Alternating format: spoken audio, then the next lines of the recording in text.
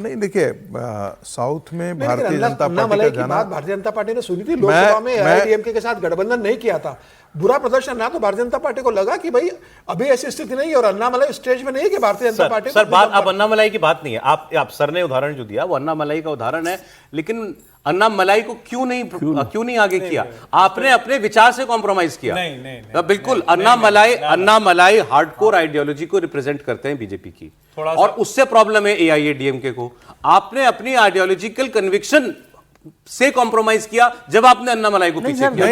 अन्नामलाई एआईएडीएमके को सेंध लगा रहे थे। बीजेपी की आइडियोलॉजी में इस समय अपना विस्तार और सरकार बनाना प्रमुख है। इसमें आइडियोलॉजी का अन्नामलाई कहां से आ गया? आप इतने सारे स्टेट्स को तो देखिए। एआईएडीएमके के लिए कॉम्प्रोमाइज, एआईएडीएमके क्यों असहज है अन्नामलाई से? फिर ये नहीं, वो तो है ही। मैं ये कह रहा हूं बीजेपी ने क्यों विड्रॉ किया, क्योंकि वो समझते हैं कि कैसे बेहतर नतीजे लाए जाए, उस पर काम करना है अभी।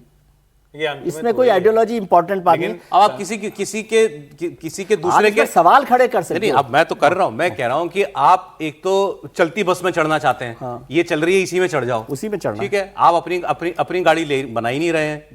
दूसरे के घर में आप दाखिल हो गए, अब चाह रहे हैं यही मेरा घर बन जाए, तो ऐसा नहीं होता। ये थोड़ा सा सहमति है आपसे।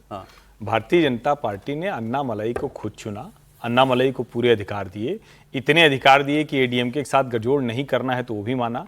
अन्नामलाई ने एन मन एन मक्कल उसकी पदयात्रा की, सभी जगहों पर की, लेकिन जब उसके वांछित परिणाम नहीं आए तो राजनीतिक दल क्या होता है, जड़ बैठ जाए। भारतीय जनता पार्टी की यही तो खूबसूरती है कि उसको पता, और अन्नामलाई कोई दूसरी पार्टी में थोड़ी चले गए। अन्नामलाई अभी पूरा प्रचार कर रहा है, अन्नामलाई कोई भूमिका होगी, अभी नेशनल टीम बनने दीजिए, उसमें कुछ हो सकता है। मेरा यह मानना है उन्होंने हर तरह का प्रयोग किया। अब थोड़ी सी गड़बड़ क्या हुई, एडीएमके और भाजपा का गठजोड़ बड़ा शानदार है, लेकिन चूंकि ये वाली लीडरशिप नहीं है ना, जो जयललिता में जो करंट था, जो एक करिश्मेटिक था, वो नहीं है। भाजपा उसके बावजूद ये कोशिश करे कि एक ऑल्टरनेटिव की तरफ जाए, और एआईडीएमके के रहने से जो एंटी मूवमेंट, चाहे उसको एंटी नॉर्थ इंडियन कहिए, एंटी ब्राह्मण कहिए, एंटी हिंदू कहिए, जो भी कह लीजिए आप, उसको उन्होंने सॉफ्ट किया है। आपको कहीं जाना है तो ये काम करना पड़ता, तब आप अगला चरण कर पाते हैं। तो मुझे लगता है रणनीतिक तौर पर उठेगा। बाकी अगर विजय ऐसे बंगाल में ऐसे ग्रो करी क्या भाजपा? हाँ, और कैसे ग्रो करी, कैसे करी? बंगाल में किसी का साथी पकड़ के बंगाल और तमिलनाडु में बहुत फर्क है। तमिलनाडु में पूरा का पूरा तमिलनाडु इसी पर चलता है कि उत्तर भारत विरोध की राजनीति उन्होंने खत्म कर दिया। मैं तो सर, मेरी नजर में वो नहीं है। आप क्या, बंगाल जो है पार्टी सोसाइटी, लेफ्ट का कल्चर, वही गुंडाइज्म, वही सब, टीएमसी भी वही, लेफ्ट भी वही। आपने अलग तरीके का विचार दिया। कांग्रेस से निकली वहां पर भी वही द्रमुक राजनीति, एआईएडीएम की वही बातें करती है जो डीआईएडीएम की बात करती है। जब आप कुछ नया ऑफर करने गए, जब आपको जरूरत लगी तो शुभेंदु को आपने लिया ना।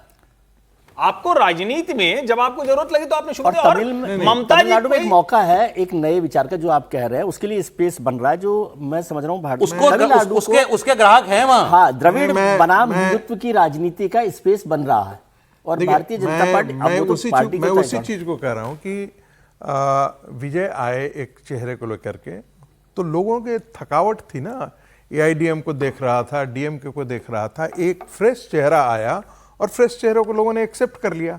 हम नहीं मानते हैं कि वो, हम नहीं माने अभी तत्काल कि भाई वो 190 लेकर के आ जाते हैं, 180 लेकर के आ जाते हैं, लेकिन यदि 30% कोई 28% वोट लेकर के आता है, 20% भी सर बहुत बड़ी। और भारतीय जनता पार्टी राष्ट्रीय पार्टी जिसके पास एक वैचारिक अधिष्ठान है, और हम कह रहे हैं कि जो एंटी ब्राह्मणिकल या एंटी हिंदुत्व, यदि ये राजनीति या ये विचार यदि भारत के किसी कोने में यदि पल रहा है, बढ़ रहा है, 70 साल से खड़ा हो रहा है, तो वो हमारे वैचारिक अधिष्ठान के लिए सबसे बड़ी चुनौती है। उसका खात्मा बहुत आवश्यक है। और कोई यदि हीरो बन करके निकल रहा है और कह रहा है कि नहीं, उसको थोड़ी सी जमीन जमाने देने के लिए वक्त हमको देनी पड़ेगी, चाहे कोई भी हो।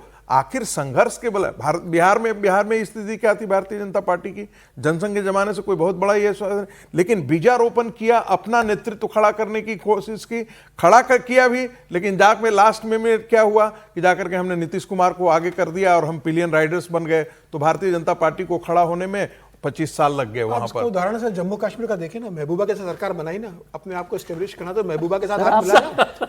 भारतीय जनता पार्टी ने। लेकिन सर एक आप जो है ना जम्मू कश्मीर मॉडल है ये। हाँ, बार बार वैचारिक अधिष्ठान का जोर दे रहे हैं, इससे बीजेपी में बहुत प्रेशर पड़ता है। उनको काम करने दीजिए, विस्तार करने दीजिए पार्टी को। अरे विजय जी, तंज आप कर रहे हैं। मैं इसको लार्जर दृष्टि से देख रहा हूं। आज यदि आरक्षण की बात, महिला आरक्षण की बात होती है, तब वो खड़ा हो जाते हैं। कोई भी राष्ट्रीय मुद्दे को सवाल लेकर, महिला आरक्षण पे ही जाना था, मुझे अच्छा लगा।